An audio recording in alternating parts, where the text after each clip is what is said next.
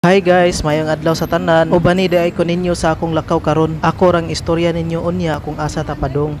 Nya mukaon sa lang diay ta og street foods while gahuwa ta sa jeep. Krong timing pa jud kaayo kay pagkaon na nako og sugod na anay gapadong nga jeep. Mao tong gadali-dali na lang ko og bayad. Sa akong pagdali-dali na sobra pa jud ang akong gibayad. Gadali-dali pa ko og gukod sa jeep pastilan ako pa man day isa pasahero. Kusog pa jud kayo og singgit ang konduktoro kay nangita og pasahero.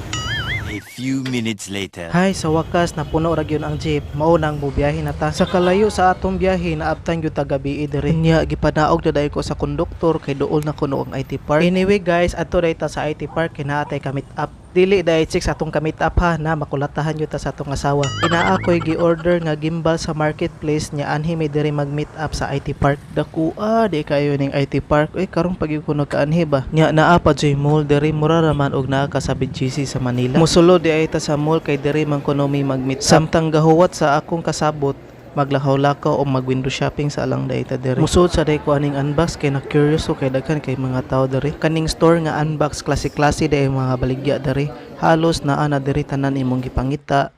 Mga gadgets, sapatos, alahas, basta daghan jud kay baligya diri. Ayon na lang pumupangita og dinosaur kay wa gyud na diri. Eventually. To make the story short, nagkakita ra gyud ni ma'am.